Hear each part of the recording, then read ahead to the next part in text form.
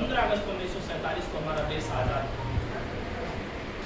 आजादी हमको मिली, हम स्वतंत्र हुए, हम किसी दूसरे के अधीन जो अपना जीवन यापन कर रहे थे उससे आजाद हुए।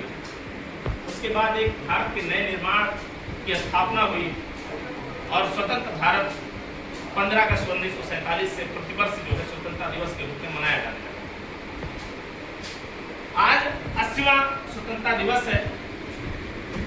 हम 15 अगस्त को सभी लोग, सभी कार्यालय, दफ्तर, गांव गिराव, गली कूचा, हर जगह ये खड़े होकर बैठकर विचार व्यक्त कर स्वतंत्रता की बात करते हैं।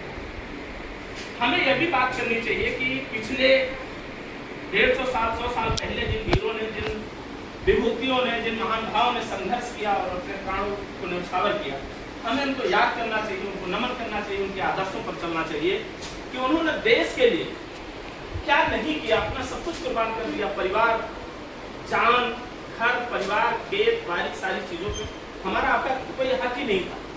एक छोटा सा वृतांत सुनाऊं मैं। जब भगत सिंह जेल में थे और उनको फांसी की सजा उनकी मुकर्रर हुई, 21 साल की उम्र में उनको फांसी की सजा अंग्रेजों द्वारा दी, तो उन्होंने उनसे अंतिम इच्छा पूछी गई तो उन्होंने बताया कि मैं अपनी माँ से मिलना चाहता हूँ। अंतिम इच्छा छोड़िए, मुझे अपनी माँ से मिले। जब उनकी माँ आई तो उन्होंने बताया कि जब मुझे फांसी हो जाए और मेरी लाश को ले जाने के लिए सब लोग आए तो आप मत आइएगा, क्योंकि आप माँ हैं, आप रोने लगेंगी और देश में एक मैसेज जाएगा कि भगत सिंह की माँ बहुत कमजोर थी। ये छोटी सी बात थी, ये बड़ी मार्मिक बात थी कि एक 21 साल का नौजवान फांसी के फंदे को चूम गया और अंग्रेजी हुकूमत ने उससे कहा कि आप माफीनामा दे दीजिए, आपके वकील तैयार हैं, आप माफीनामा दे दीजिए, आपको माफ कर दिया जाए। उसने कहा नहीं, 21 साल 22 साल की उम्र में जब मैं मरूंगा, अंग्रेजी हुकूमत द्वारा जब मुझे मारा जाएगा तो देश में मैसेज जाएगा कि हर घर में भगत सिंह पैदा हो, हर घर में क्रांतिकारी पैदा हो। ऐसा उनका उद्देश्य। ऐसे तमाम भी सब कुछ थे जो देश की आजादी के लिए लड़े और उनकी कुर्बानियां बेकार नहीं गई।